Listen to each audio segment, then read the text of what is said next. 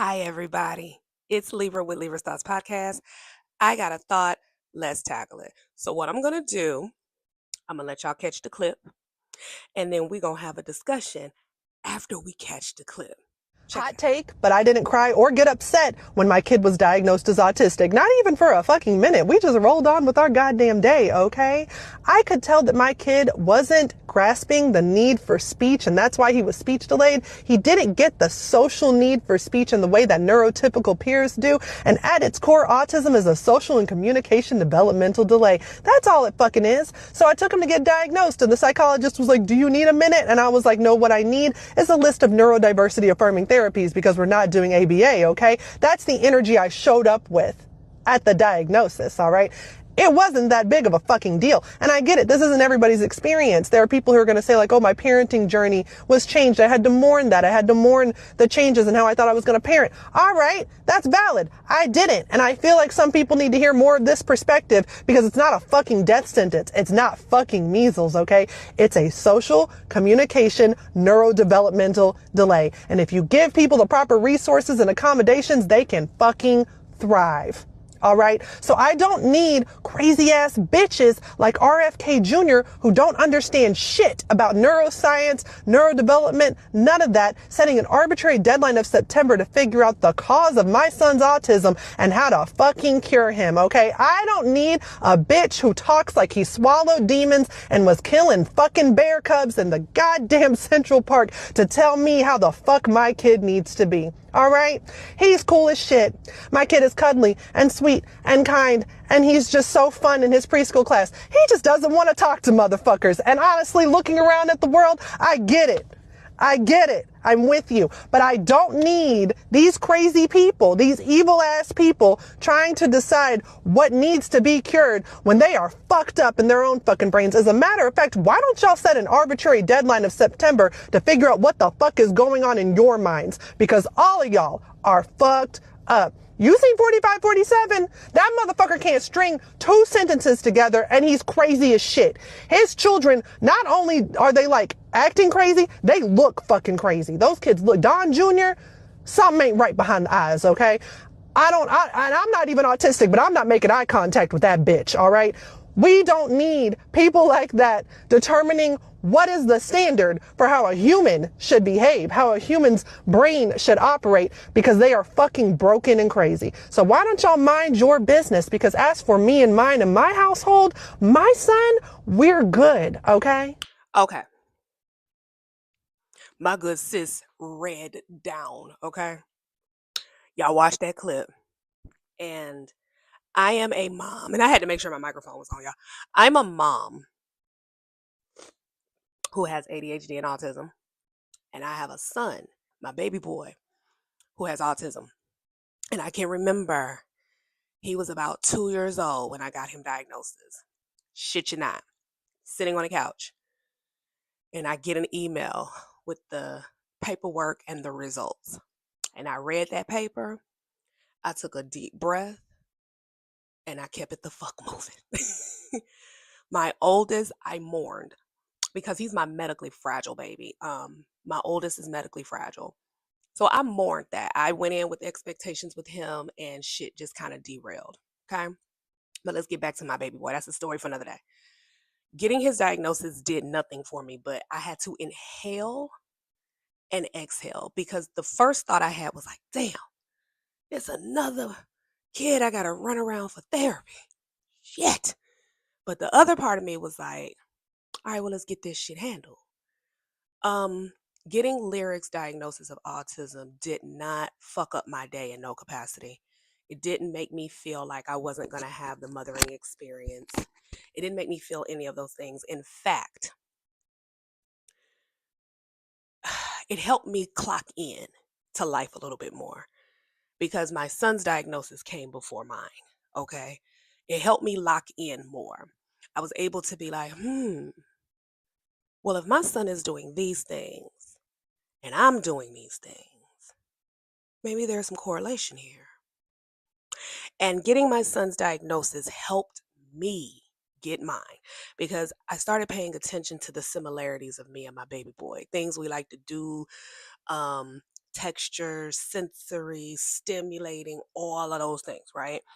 I have a thing. Like stimulating is my thing. And there are things that I do to stimulate, like rubbing my feet together, clenching my hands. If my guy is laying next to me, I have to have my foot on him, rubbing my foot against him. I do a lot of foot tapping. I do a lot of things to self soothe. Okay. And so does my baby boy. I line shit up. I didn't even pay attention to myself doing that, but I do line shit up. It's either gonna be a straight line or that motherfucker gonna be diagonal. Okay, it's either gonna be straight or diagonal. And I have to laugh at myself because my mom used to say, "You were a toe walker," and all these things that she would say I did. I'm like, lady. But in her defense of not getting me diagnosed, because I had to think on that. When I got my diagnosis, I had to really think, where was my mom at mentally? Let me take off my kid hat, right? And let me put on my mom hat. And if I was the 80s mom, if I was grown enough to have kids in the 80s and I have this child and she's a part of the world, I send her to school and they're telling me all of these things about her, and I'm looking over her life and things that she does, and I'm hearing the terms that they're throwing out. Do I really want my child stuck with that? Do I really want my child to walk around with that? Do I really want my child to be handicapped by titles that others are placing upon? Or do I want to give my child the opportunity to thrive as best as possible? Even if I don't have all the tools to make that shit happen, do I want my child to thrive? And can my child thrive if I just not label her, right? And I believe wholeheartedly that my mom didn't want to have me label because she really felt it would be difficult for me later. I do honestly feel that. There was a moment in my diagnosis where I was mad as fuck. Like, why didn't this woman do this earlier? And blah, blah, blah, blah, blah. And you know how much further along I could be in life and all of these challenges that I didn't have to face and blah, blah, blah, blah. But that's an assumption. Who said I wasn't going to have challenges? You know what I'm saying? I really did blame my mom for a minute. And then I thought about that shit. I thought about that shit. I legit thought about that shit. And I said to myself, would this have been conducive for me? Now, life was a motherfucker for me now, okay? Like, life was a motherfucker for me. Learning was complicated. It was a lot of complicated shit going on for me. Um, but having the diagnosis allowed me to put puzzle pieces together and understand me more. And it also gave me freedom to understand my son more. My baby boy needed the most understanding, the most patience. And your girl ain't necessarily got a lot of patience. So I had to really work on me so I could better help him. And even though he has the diagnosis, right? Even though he has that, I do not use that to cripple him. We just move on. I just understand that getting him into a space to where he can be independent with himself requires a level of work out of me and individuals that I choose to have around him. And in that, he will gain the necessary skills to thrive at life, because that's just how I tackled it. I didn't tackle it from a space of him being dependent or anything. We don't even live in that space. It's literally, okay, what support services do I have access to? What knowledge do I have? And what knowledge do I need to obtain so that I can make sure that he can thrive in life beyond me? Okay, because the institute is just not an option. It's not even an option. So, what I'm going to do is wrap this up, and I'm hoping that this helps another mom. Everything does not have to be a grief. Everything does not have to be a woe is me, because I'm not her, right? That lady's not that. The point is that this diagnosis does not. Hey, baby boy. Speaking of, come here. Come here. Say hi. Hi. Hi. Say hi, people. Good Mwah. Okay. Good day. Good day. Good morning. Y'all know that's my baby boy. So I want people to know she's right. There needs to be more perspectives showing that there are moms. Good morning. Close my door, baby. Keep it down. Your brother's still asleep, okay? Okay. The goal for this, right, is to show that she's right. It needs to be more than the woe is me narrative. I'm so tired of people thinking that when you get this diagnosis, it has to be a woe is me. Like, when I would introduce my son and they would be like, does he have autism? I'm like, yeah. They'd be like, oh my God, I'm so sorry. No, ma'am. No, ma'am. No, ma'am.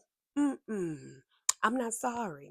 I have a genius on my hands. I have a supernatural human that I was graced to raise. Okay. My higher power said, look, I'm gonna give you this little possession right here. Because this is a gem. This is a diamond people gotta dig under the ground for, honey. And I'm gonna just give him to you. Right? I feel like I'm one of those. I feel like my mom was handed a rare ruby that can only be found where rubies are found, okay? Wherever the fuck they're found.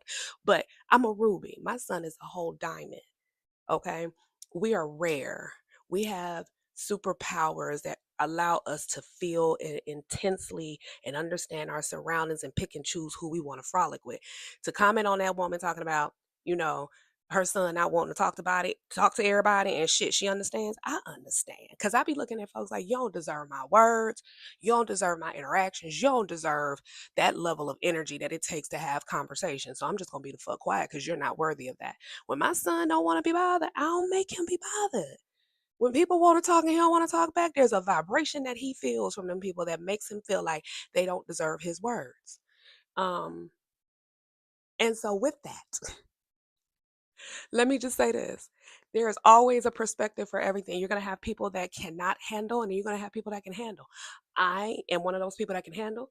That mom I just showed you in the clip is one of those people that can handle. And the narrative does not have to be the woe is me. We always paint that, right? We always be like, oh, they got a diagnosis. No, everything is not a woe is me. We have to start showing that there are families that say, okay, this is what we're dealing with, and this is what we're going to do to keep it rocking. And it's not throwing us off, it's not fucking up our worlds, it's not shutting us down. It's literally, okay, this is another piece to this pie that I have going on, and I just need to now figure out how to navigate these waters. You do have some that cannot take it as a matter of fact like that. You do have some that need to release through grieving, crying, whatever that looks like. So we all don't handle that way, okay? You do have families such as myself and this young lady that I just showed you the clip of who are just like, all right, cool. That's what we're dealing with. Then what's around me? What are the resources? What does this look like? I need to start understanding how to handle and help my kid as best as possible and do it while being mentally sane. Okay. So my mind ain't going, it ain't slipping. So I encourage you all, if you are dealing with a child with disabilities in any capacity, it could be autism, it can be Down syndrome, it could be whatever, cerebral palsy, it could be anything, epilepsy, it could be anything, hydrocephalus, it could be anything. Okay. If you are dealing with a child that has a diagnosis, let me just say this to you, sis. You were chosen for a reason. Now, can't nobody tell you how to um, absorb and be okay with your circumstances. But what I can tell you is if you start to shift your thinking about how you became a parent and why you became a parent and the circumstances that drove you into being this type of parent, baby, that piece, that part. I want to show everybody that life is just that. You're going to be given certain things that will challenge your thoughts, your views, and your opinions. And how you arrive at the occasion and how you handle it is going to determine how well you live. So me sharing this with in conjunction with this young lady, be okay. Be okay knowing that God chose you to handle certain tasks so that you can develop your leadership skills and take your tribe to the winning line. Tons of love and light, and I really hope this inspires another family. And if I was talking all over the place, forgive me, child. That's part of ADHD, child. We'll take the long route to tell a motherfucking story, and we'll even add details that may not even need to be